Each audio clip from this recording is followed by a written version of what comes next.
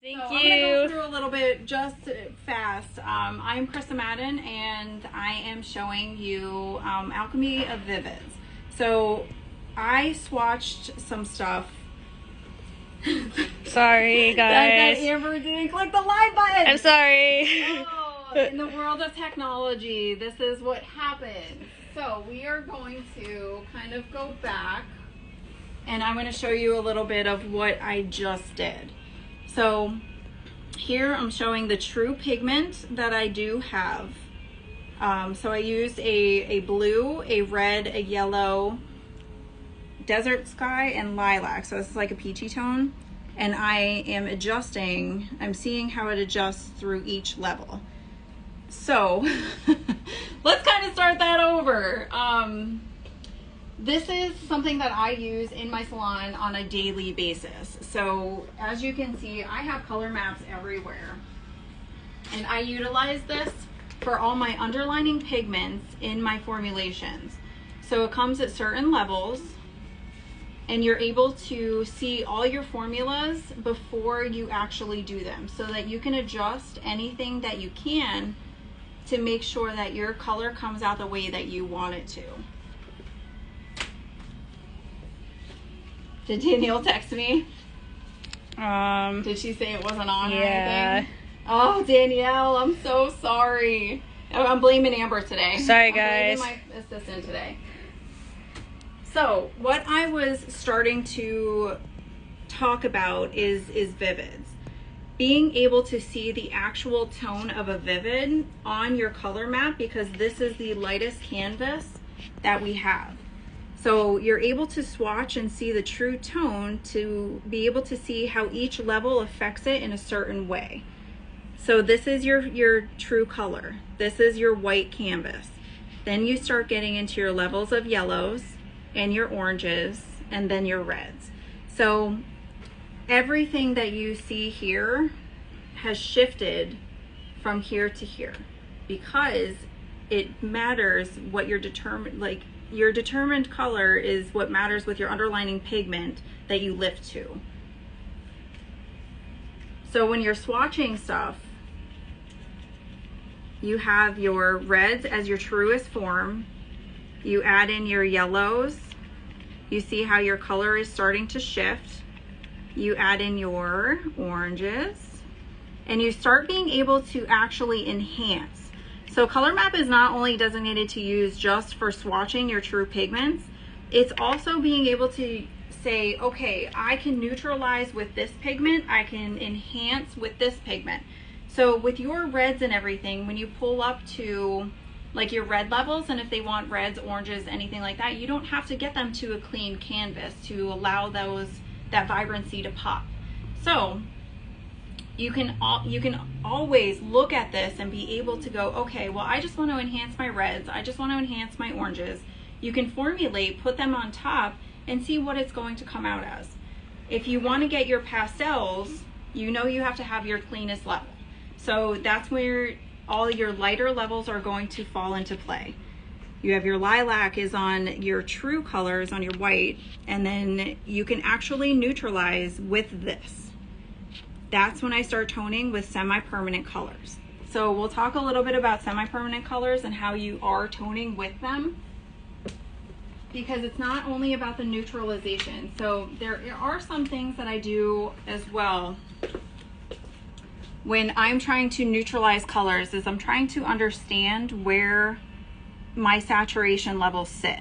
So I've used a blush, which is pink, which cancels out green.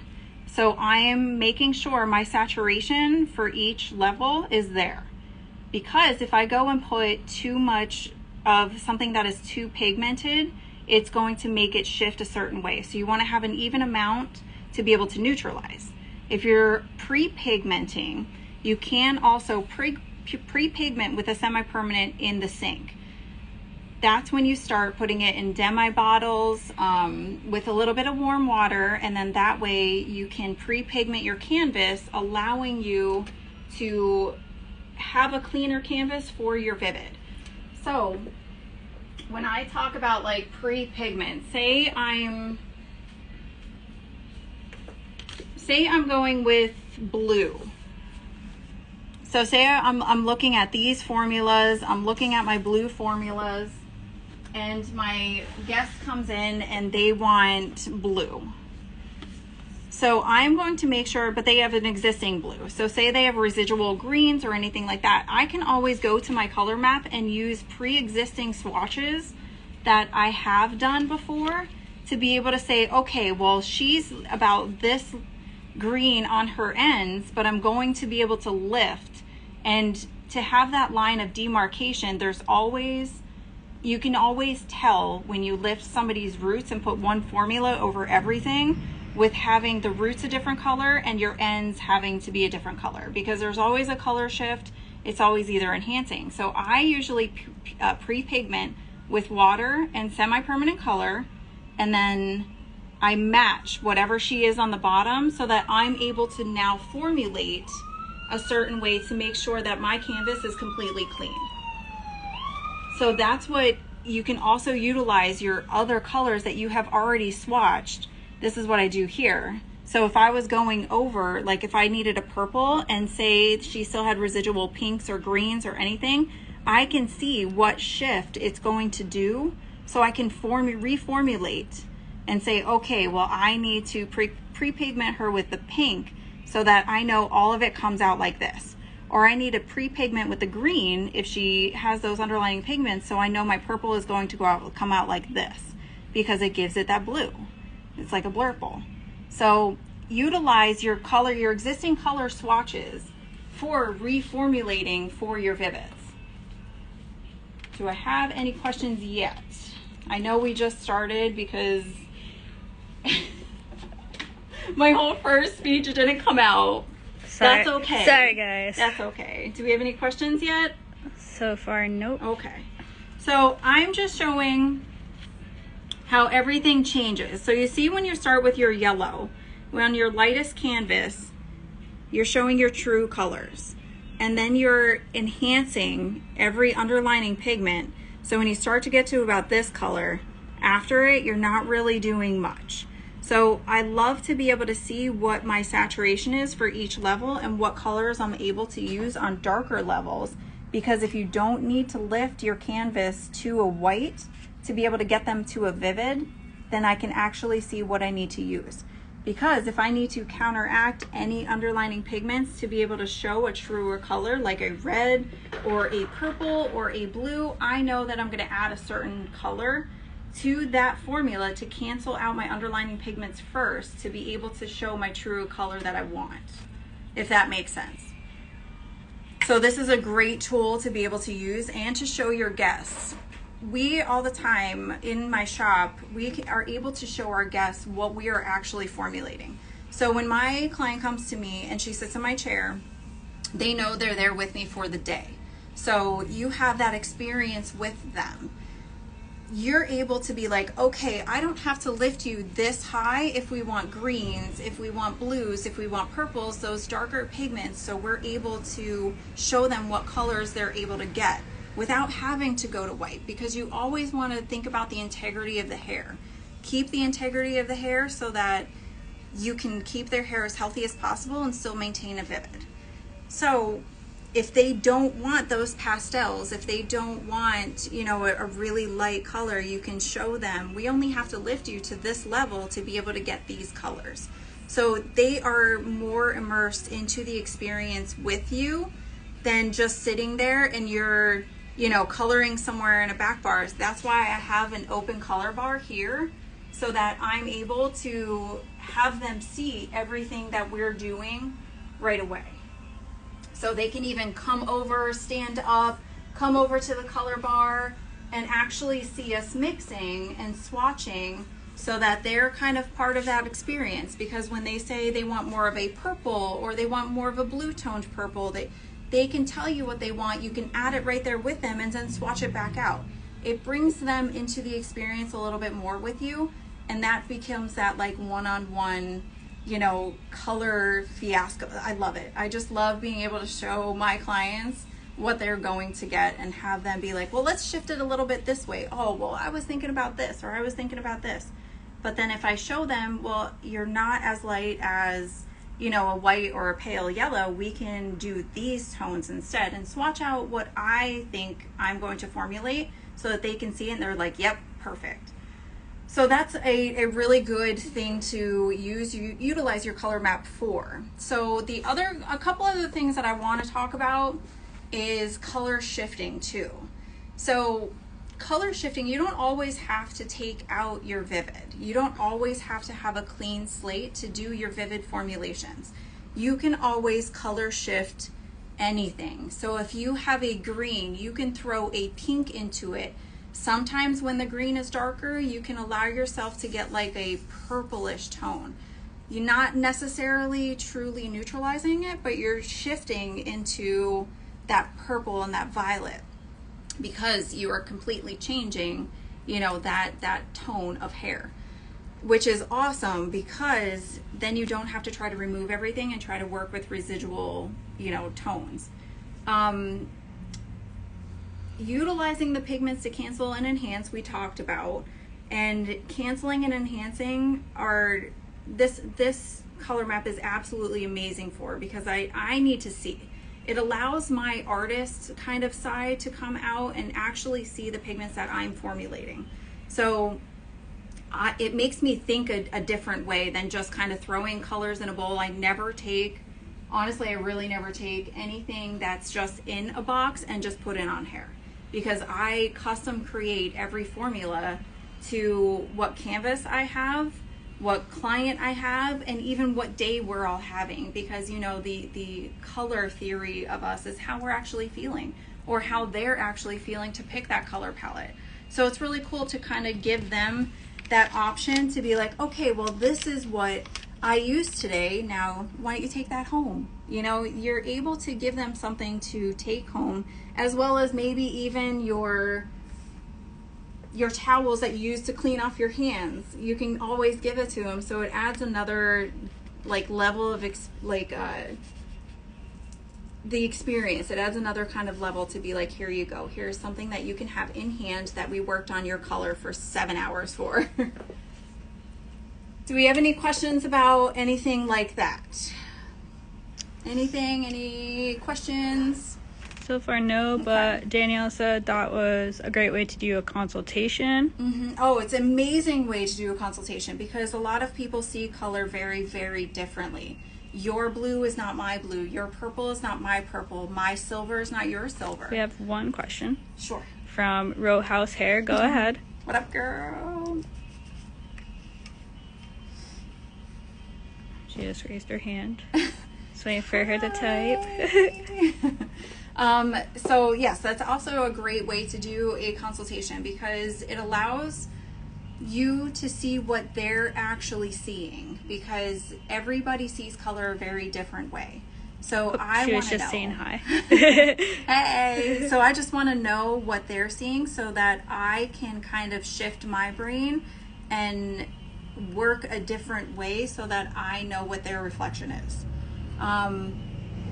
Other ways that I like to use my color map, I don't know if everybody does this or not, but I went over kind of like the neutralizations.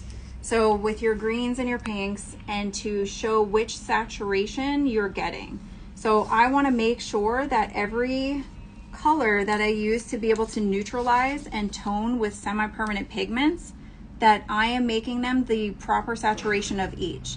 Because if I'm going in with say I'm using lava to cancel out powder, I don't want that lava to overstep powder. I want it to be the same saturation so that it neutralizes it as much as I can. Same goes with like your yellows and purples. If you're going to use a pastel to neutralize anything, you want to make sure that you don't overpower it, because it's going to leave another residual color that you're going to have to work with. So make sure that when you're actually toning with semi-permanent pigments, that they are the same saturation, so that you're not trying to counteract any other ones.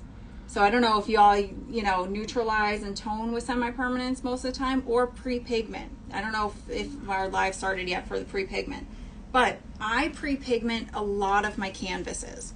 So when I talk about pre-pigment, I'm going to give you just a little bit of visualization.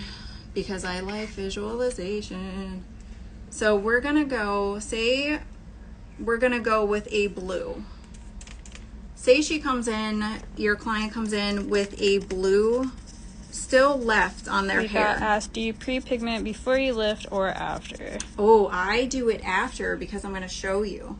So say you're going with a blue and she comes in, we lift her hair beautifully, and say you're at that level of kind of like that pale yellow.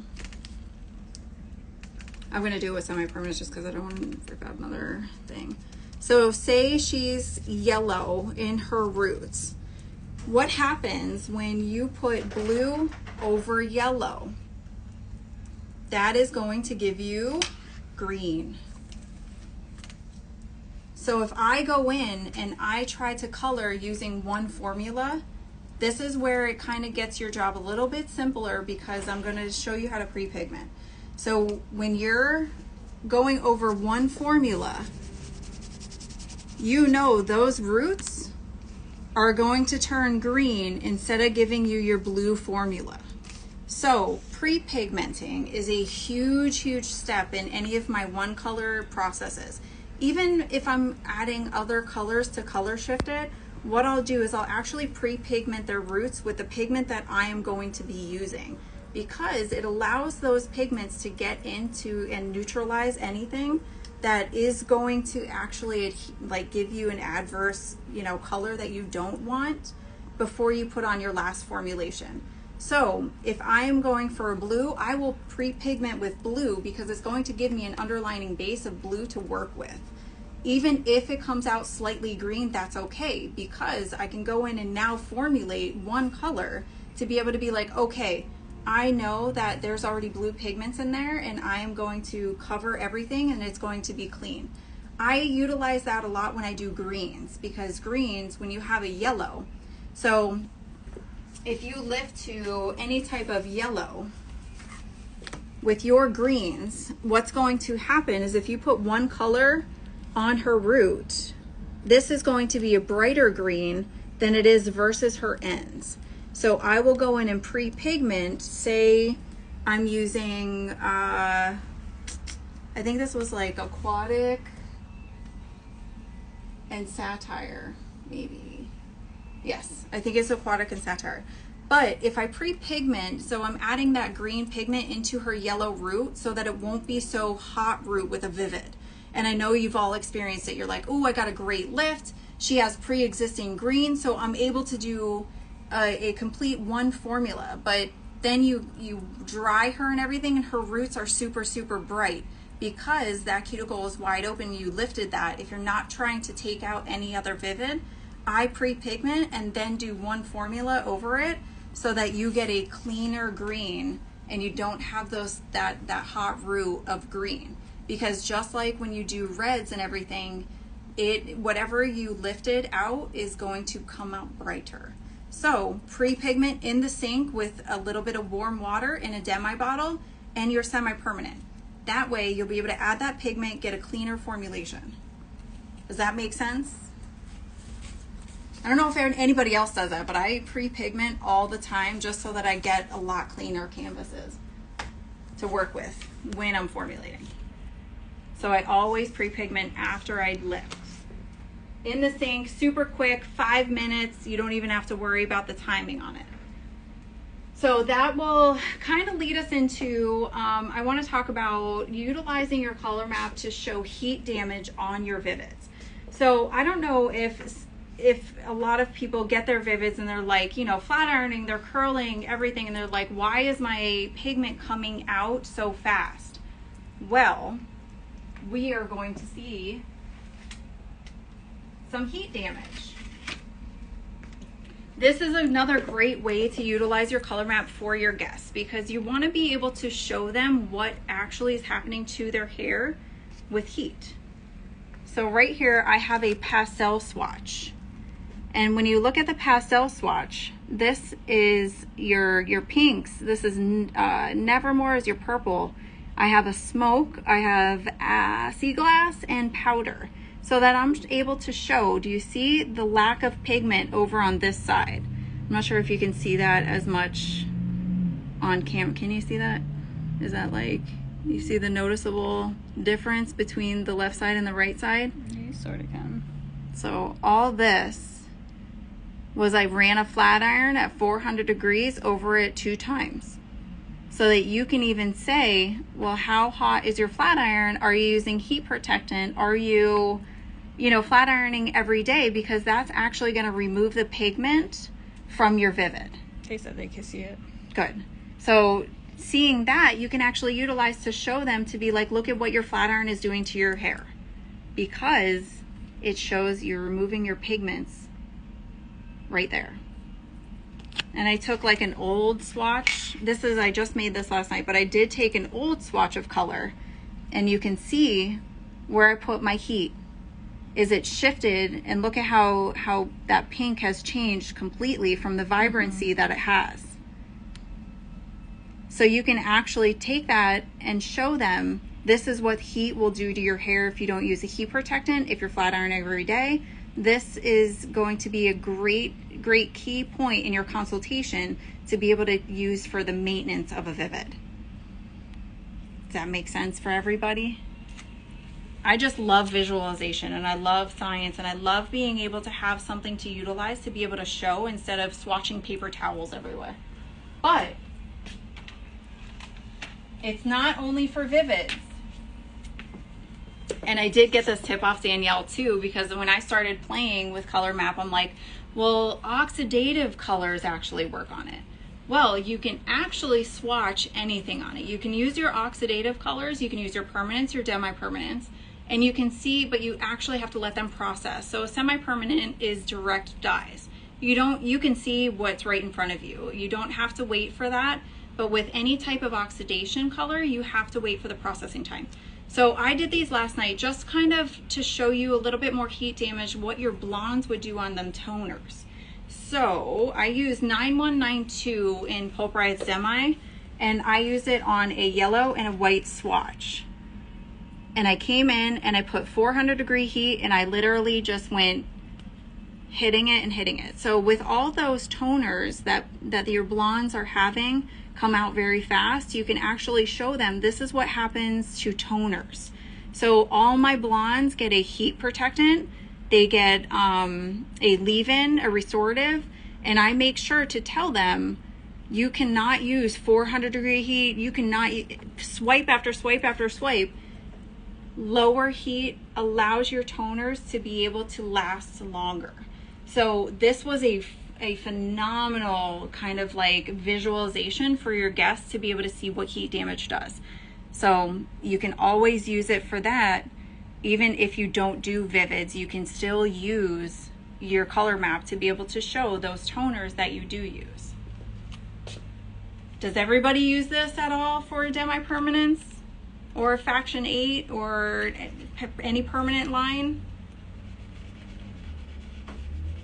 I know it's a really cool way. It's awesome, because then I never thought that something like this that we have in like our kit would show heat damage, because you always see it on colors of like swatch colors of hair to be able to show that, but actually just still using your one tool for so many different things.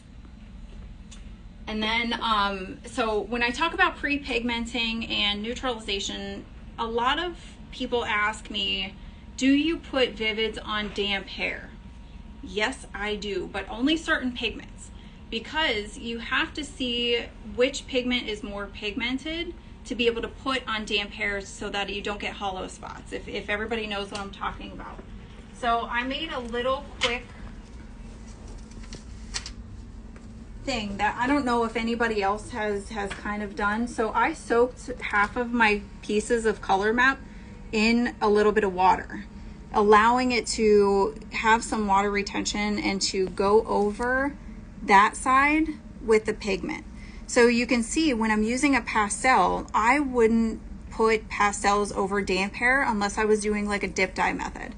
But you see it on dry hair, this is your pastel. If you put it on damp hair, you see how much pigment is lost So I would essentially, on all my pastels, use dry hair for application. Danielle said you're an evil genius. When I have things at my fingertips, I want to be able to use them, because every tool that we have is an extension of our hands or of our mind. Because if you're going through color theory, you want to be able to know everything that you can utilize to be able to think differently. So think outside the box, get uncomfortable, use things in ways that you really wouldn't even think of. Because once you start realizing what you can do with all your tools, it's just an easier thing to be able to go, okay, I want to see what it's going to do on damp hair. Or when I'm teaching or educating anybody in my shop, or when I'm educating anywhere else, I want to be able to have visualization so that I can show you, this is what goes on damp hair. This is how it comes up on dry hair. Now these are full pigmented, so it's a lot less difference between a full pigment going on damp hair and a pastel going on damp hair. So if that makes sense, you can do vivids on damp hair. You can break the rules, get uncomfortable, start trying things. Because once you have more education and more ways to kind of break the rules, it makes you a better colorist. It makes you a better artist, because you're getting uncomfortable and figuring out things on your own.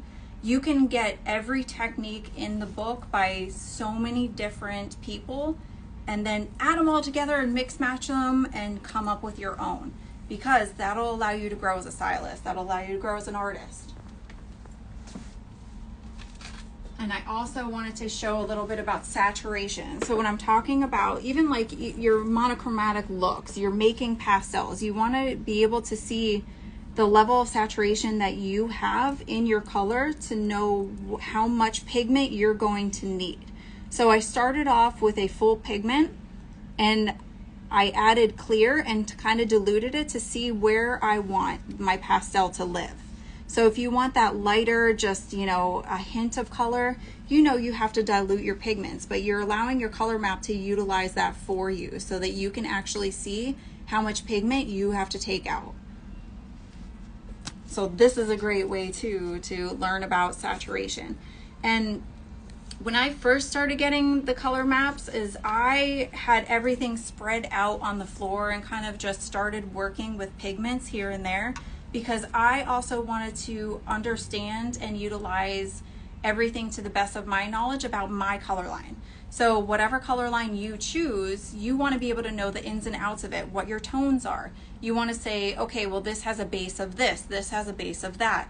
You're able to utilize your color map to figure all of that out, to educate yourself better on your color line. So when I look at my color bar, I can know what every single color does so that I know what I'm going to choose when I'm formulating. So if I want something that is a blue base, I want something that is more green base, I want to pick and choose to either neutralize or enhance everything in my formulation. I'm able to, because I educated myself into everything that color line gives me. So make sure you're playing with color, you're getting swatches, you're getting your color maps out. You're able to see everything that your color line does for you, because then you can utilize it for everything that you want. Is there any questions, comments?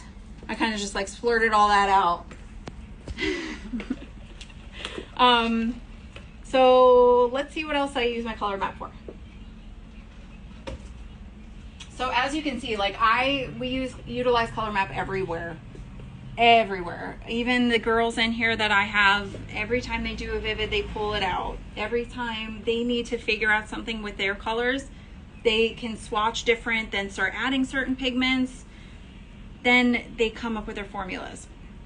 Now, what I would suggest to do is having, I think I have one brand new one up here, is when you figure out a formula that you absolutely love and you figure out like a color that you absolutely are dying for, put it in your color map and use this as like a master palette.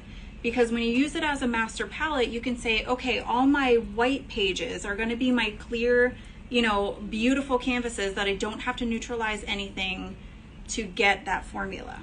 You can put it in there, write down what you use, so you can actually have a master palette at your hands. So if you need to go and reference anything else, you can say, okay, this tone of hair needs this color, but I want to make it like this. You can actually go back and say, oh my gosh, that was that perfect formula for that canvas.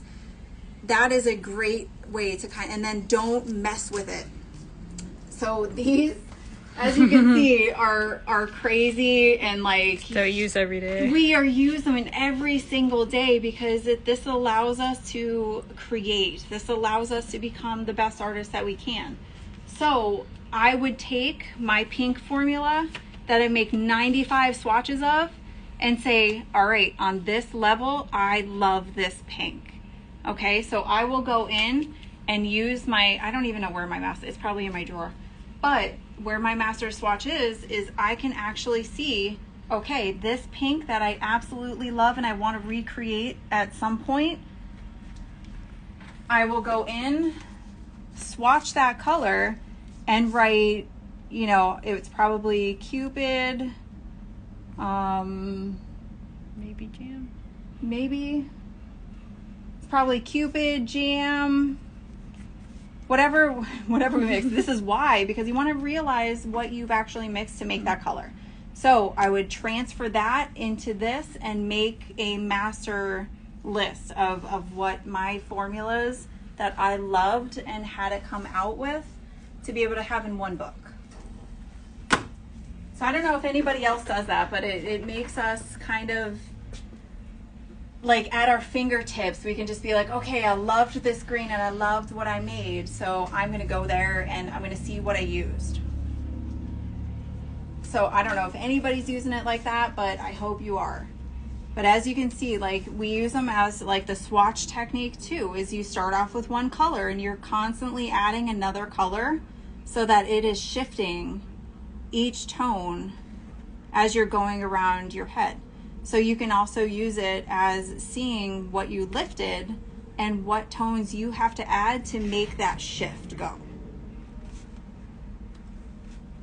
Danielle says you should frame those. I should frame those. I should. I have so many books like this though, and they're just overwhelming sometimes. And I keep them all because it's art. It's art. I mean, this is what we do. So utilize your tools the best way that you can. And if you're not using this, I highly suggest you to, because you can absolutely make your mind think a certain way and start going to different thinking and thinking outside the box. Because when you open this and you're like, I want to shift something. So when you're color shifting, I have that page, I forget where it's at. When you're color shifting something, you can absolutely put your existing pigments already on their hair, put one color over it and say, okay, she has an existing, you know, pink left over. What is that purple going to do? Or she has existing teal. What is that purple going to do? So you can even utilize old swatches and old colors to be able to color shift into a new formulation. So utilize as much as you can with this, because it is a great tool to have, and it is honestly like a Bible in here. We have these everywhere.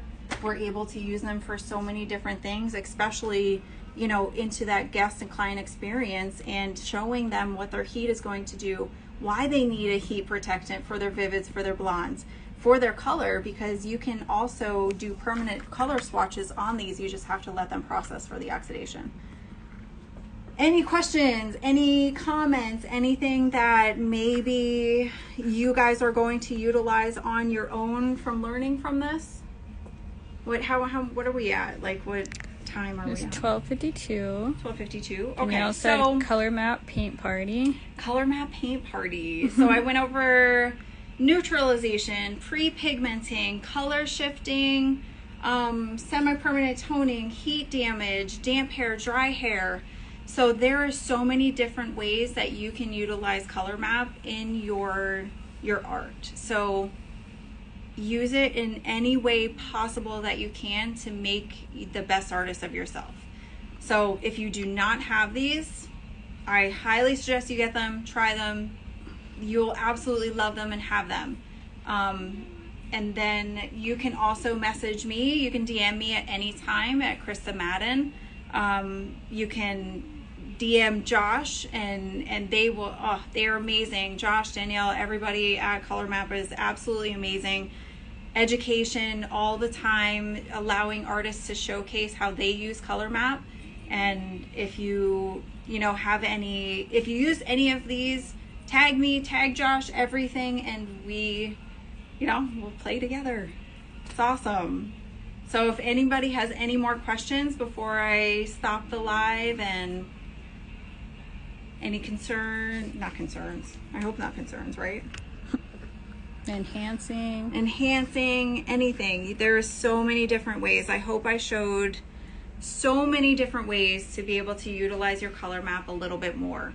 And thank you to everybody who showed up, is watching replays, and starting to use your Colormap different and outside the box.